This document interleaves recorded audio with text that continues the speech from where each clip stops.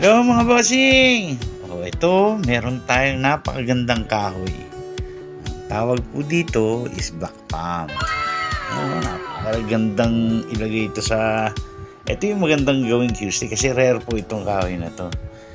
Tsaka kung nag-wonder kayo kung anong magiging itsura nito kapag nagawa na, natako, papakita ko sa inyo. Ito gawa ni Junior Bautista yan. Oh, di ba? Ang ganda!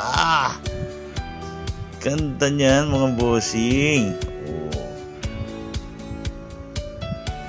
Junior at Ruel Bautista. Ayan. Napakaganda. Oh, yan ang kalalabasan kapag itong kahoy ang ginawa niyon sa tao. Yan. Oh. Alam nyo na, nasa ending ang ating contact information. Salamat!